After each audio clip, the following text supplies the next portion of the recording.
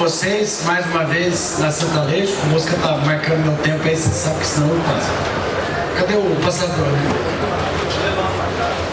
Vou levar para casa. Pessoal, então, nesse dia tão intenso de atividades que a gente vai ter, é importantíssimo a gente falar do clima. Então a gente vai mostrar um pouco para vocês a nossa equipe de irrigação que está aqui, o professor Vinícius, o professor Eusino. A gente é responsável também pela irrigação aqui do Grupo Santa Aleixo e de vários outros aí que estão junto com a gente. Então, mostrando um pouco a fazenda aqui em Santa Aleixo, onde vocês estão, principalmente a Santa Fé, as normais climatológicas. Então, isso, gente, é fundamental para a gente fazer planejamento de qualquer atividade agrícola. Se eu vou precisar de irrigação ou não, todas as práticas agrícolas eu preciso ter os dados de clima. Tanto o dado normal, que são 30 anos, e o dado instantâneo, que é o que a gente tem que fazer as medidas. Então, se a gente pegar aqui o que está acontecendo, né, o que acontece em termos normais aqui na Fazenda Santa Fé, é isso que vocês estão vendo aqui, né? Então, a gente tem a precipitação mensal 1.544 e uma temperatura média aí de 18 graus. Né? Excelente para café. Mas o que a gente viu ao longo desse tempo todo, de 61 até 2000, o que aconteceu com relação a essa fazenda? Se a gente pegar qual que é a demanda de evapotranspiração que a planta de café vai ter aqui da atmosfera, vejam o que acontece desde 1961 até 2020. Tem ano que passa de 1.400 milímetros, né? Então a chuva é 1.500, 1.400 milímetros só de perdas. E tem ano que vai muito menos, 1.100. Então isso é normal, a variabilidade climática. Mas o que a gente precisa fazer? Ter essas medidas instantâneas para a gente tomar as nossas decisões. E a precipitação? Gente, o Rodrigo falou, temos lavouras de sequeiro fantásticas em todas as regiões. Mas, será que numa cultura tão cara igual café, será que a irrigação não seria uma prática que pode agregar? Se a gente pensar que tem ano que chove 800 milímetros, se tem ano que chove 900 milímetros, o ano que chove 2.200, ok. Então, o que a irrigação pode representar numa propriedade igual a essa, de que a gente consiga ter certeza da produção para pagar as contas que o Rodrigo muito bem falou. Então, depois quando a gente pega veranicos, isso é muito sério. Eu vou mostrar mais ao final da minha breve apresentação o que isso representa para o café. Então tem ano que deu 151 dias sem chover. Só que aqui está até 2020, mas eu vou mostrar os últimos anos também. O ano de 2024, o que aconteceu? Quase 180 dias sem chover, né? E essa seca de 2024, para o cafeicultor foi boa? O preço, sim, o preço explodiu por essa seca de 2024. E também estoque baixo, assim, uma série de coisas lá. E o déficit hídrico acumulado. Gente, tudo nessa fazenda aqui. Eu estou colocando o exemplo da Santa Fé aqui, porque é uma fazenda tradicional, um clima tradicional, e normalmente cultivando café sem irrigação. Mas olha o que aconteceu ao longo do tempo também. Déficit hídrico acumulado. Teve lá em 62, 63, 715 milímetros. E aí a turma vai falar, ó, tem aquecimento global, mudança climática. Isso já aconteceu no passado. Mas eu vou mostrar também que nos últimos 10 e 15 anos, pelo menos as temperaturas estão aumentando. E isso vai repercutir numa série de tomadas de decisões diferentes que a gente tem que ter na nossa lavoura de café. E aí, normalmente aqui, ó, se a gente pegar a média, está em torno aí de 300, 350 milímetros. Mas essa média para a fazenda, se a gente pegar o que o Ângelo Paes de Camargo nos ensinou lá no passado, o Mazafera conheceu ele, né, Paulo? Ele fala que acima de 150 milímetros eu tenho que ter irrigação. Olha a média aqui, déficit hídrico acumulado. Então, nessa fazenda, a irrigação responde bem e eu vejo que em outras também, né? Esse gráfico aqui também é muito legal, o comportamento da precipitação anual, né? Qual que é a precipitação em termos percentuais de chuvas acima de 100 milímetros, praticamente não tem. Mas se a gente pegar aqui de 50 a 60 milímetros, tem um pouco. E grande parte das chuvas, né, a gente vê no vermelhinho e no rosa, de 25 até 30 milímetros. Então é importante também a gente ter esses dados. E a evapotranspiração diária, gente, que isso é o que nós fazemos principalmente para manejo de irrigação. Quanto que a atmosfera está perdendo, depois quanto que o café está perdendo. A gente chega, né, no máximo aqui tem na Fazenda Santa Fé a quase 7 milímetros de perda. É muita coisa. Então a gente tem que estar de olho no que está perdendo para a gente conseguir fazer a reposição disso. Eu sei que é muito dado, mas vejam, a evapotranspiração mensal aqui nessa fazenda.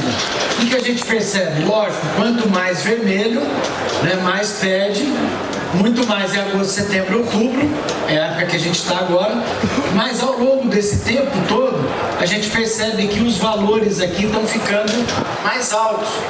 Então, nos últimos 10, 15 anos, a atmosfera está perdendo mais, né? A atmosfera e o solo. E aí, quando eu vou fazer um projeto, né, então puxando a orelha aí de quem não faz isso que a gente está preconizando aqui, eu vou fazer um projeto de irrigação, eu tenho que ter esses dados de 30 anos, para saber qual que é a lâmina que eu devo colocar no meu projeto de irrigação. Esse estudo é fundamental. O que a gente tem visto por aí? Muitos projetos que não consideram esse estudo climático, de muito tempo, e aí quando vai precisar irrigar, o que acontece? Não vai suprir o café adulto, né? Então esse estudo é fundamental, a gente tem feito isso em várias regiões, né? E aí, pessoal, na Fazenda Santa Fé em 61 a 2020, o déficit é de 330 milímetros. Mas se a gente pegar nos últimos anos, olha o que aconteceu. 400. Então, lógico que eu não sou partidário daqueles chiitas que falam que vai aquecer o planeta e tal, mas isso é real. Nos últimos 10, 15 anos, a atmosfera está mais quente e nós precisamos de mais água. Então, os projetos de irrigação estão ficando mais caros, né? Pode ser que daqui 10, 15 anos isso retorne, pode ser cíclico, né? Mas são fatos e dados que a gente tem que nos preocupar. Aí, rapidamente falar um pouco do que está acontecendo aí nas principais regiões cafeeiras. Vamos falar rápido das três, começando com o Cerrado. Então, se a gente pegar aqui, ó, Araxá, olha o que aconteceu em 2024. Chegou lá embaixo, 350 milímetros. Olha 2025, tá igual, Araxá está muito ruim, perto de outras regiões. Vamos pegar aqui Araguari, terra lá do Mosca, ó, tá melhor. Então Araguari, se a gente pegar o azulzinho, tá com menos déficit do que aconteceu em 24. Gente, 2024 Araguari chegou a 500 milímetros de déficit. Quer dizer, quem não tem irrigação não produziu absolutamente nada. E depois pegar patrocínio, olha o patrocínio. Então 2025, principalmente para Araguari e patrocínio, está na metade do déficit hídrico entre a normalidade e o que aconteceu em 24. Tá? Mas olha o quanto que a gente tem hoje, né? Quase 180 milímetros em Araxá, patrocínio 135, Araguari 163. Araxá está fora da curva esse ano, porque Araxá sempre é melhor do que patrocínio. Esse ano está diferente. Tá? Sul de Minas. Olha lá, Varginha, gente, sul de Minas, a maior região cafeira do mundo. 300 milímetros de déficit no sul de Minas. O que aconteceu nessa região? Uma explosão de gente buscando irrigação. O pessoal não consegue entregar, né? Nem Israel está conseguindo fabricar gotejador para mandar para cá. Demora um ano para conseguir fazer, né? É um negócio que mudou, está mudando a cafeicultura. E esse ano, um pouco menos, está com déficit já, Varginha 93. Boa Esperança, muito parecido com o patrocínio, está com 105 milímetros. E lógico, outras regiões, Carmo de Minas já está dentro da normalidade. Tá? E a última aqui, Franca, né? Franca, olha o que aconteceu em Franca. Então eu falei de 3 regiões, das principais regiões nossas. Cerrado explodiu em 24, sul de Minas mesma coisa, e olha Franca, chegou a quase 450 milímetros de déficit em 2024. Esse ano está melhor, perto da linha vermelha que é a normalidade, mas nós estamos lá com 104 milímetros. 5 minutos eu consigo fazer. Então, para vocês terem uma ideia como que está acontecendo esse ano, e para a gente ficar, às vezes, preocupado com cada um disso. E esse gráfico aqui, só para a gente finalizar, das principais regiões aqui, pegando Araguari, e mostrando o que aconteceu desde 23, 24, principalmente 24 e 25, nas fases fenológicas. O que a gente precisa olhar, gente, é isso. Então, se eu tenho um veranico grande, o que acontece em cada uma das fases fenológicas? Aqui 23, 24, se a gente pegar lá, agosto, setembro, outubro, está no vermelho em Araguari. Ah, mas lá tudo é irrigado. Ok, tem que saber manejar a irrigação para a gente conseguir manter a produtividade. Aí choveu bastante lá em novembro, parou aqui no final de dezembro, janeiro de novo. Olha isso aqui em março, vermelho de novo. Em pleno março teve um outro veranico, que prejudica o que em março? Olha lá embaixo. Depois da florada até a granação dos frutos e maturação. Dá uma olhada em Araguari, se quem não tem irrigação aqui, ó, teve prejuízo, depois ficou no azul e depois prejuízo de novo. Então isso é fundamental, que a gente acompanhe a água no solo e na planta. O Paulo vai falar isso, o Cláudio Baguto vai falar isso. É fundamental que a gente tenha isso. E hoje, como que a gente está? Armazenamento de água no solo, né? Então, se a gente pegar lá, está com 50 milímetros, né? Então, a gente está baixo hoje em Araguari. Aqui pegando em Monte Carmelo, né? Então, rapidamente aqui falando em Monte Carmelo, olha o que aconteceu lá, agosto, setembro, outubro, novembro, dezembro, naquela época que teve a primeira seca, depois continuou, 3 floradas. Então, gente, 3 floradas, se tiver o solo com baixa umidade, o que vai acontecer? Essa florada não vai vingar, né? Então, quem tem irrigação em Monte Carmelo não tem problema. Isso aqui é o dado real dessa região. Depois, em março, choveu muito, mas já teve repercussão muito negativa lá para trás, tá? E aí, finalizando lá Monte Carmelo, até a situação que a gente está hoje, agosto, setembro e outubro também mais 5 floradas, né? E depois voltou a chover. Então isso foi bom porque essas floradas aí elas conseguiram vingar mesmo quem não tinha irrigação. Só que olha aqui, ó, a partir de fevereiro, de novo, né, normal, mas a seca veio antes. Então esse recado que eu ia passar para vocês. E a situação que está hoje, menos de 50 milímetros, já deu 2 floradas, quem não tem irrigação também está no vermelho, tá? E rapidamente aqui sul de Minas, olha o que aconteceu no sul de Minas em agosto, desde agosto de 23 até chegar a situação que a gente está hoje.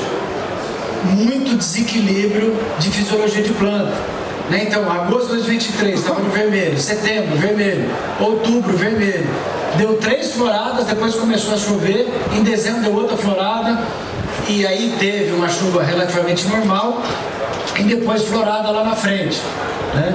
E aí, chegando aqui até junho de 2025, e da situação que está hoje, ó, no vermelho, agosto e setembro, né, com menos de 50 milímetros, quase 20 milímetros de água no solo. Então, gente, o recado que a gente vai falar para vocês, que eu acho que vários palestrantes vão colocar aqui para vocês, que o importante é fazer esse monitoramento de clima, né, de saber a água que eu tenho no solo. Tem vários métodos que a gente consegue monitorar isso. E lógico, puxar um pouco a saidinha para o nosso lado também, que a irrigação permite que a gente consiga sobreviver numa época que eu tenho tanta anomalia. Então, eu coloquei bem no começo da palestra. O que é anomalia climática? Eu tenho um dado extremo de alta temperatura, depois baixa temperatura. Gente, esse ano teve geada, uma breve geada em agosto. Como é que pode? E depois a temperatura agora está 35, 40 graus. E o déficit hídrico também muito variado. Então, importante que cada um de vocês pense nisso. Para a gente tomar a decisão certa, a gente tem que medir todo dia, acompanhar, para que a gente tenha sucesso na nossa operação. Tá? Eu tenho mais 1 minuto, moço, só para falar que eu acho que é importante também falar. No dia 29 de outubro, né, a Uniurb está vindo aqui para Araxá. Ela já tinha um campus aqui, 2 polos, só que ela está vindo de uma forma bastante pesada aqui para a cidade, inclusive provavelmente no curso de medicina. e vai ter um lançamento oficial dessa. Eu trabalho no Unilv há 28 anos, então eu queria trazer uma novidade que eu acho que é interessante para achar. Então está vindo com todo o portfólio de cursos de graduação e de pós. Então todos vocês estão convidados, depois vocês me procurem, ou a Cláudia, que vai estar aqui também, para o lançamento com uma palestra do Drauzio Varela, que acho que todo mundo precisa, né? Longevidade. Ele vai falar de longevidade, vai ser o lançamento oficial. É isso, muito obrigado. Devolvo para a Ana Cláudia.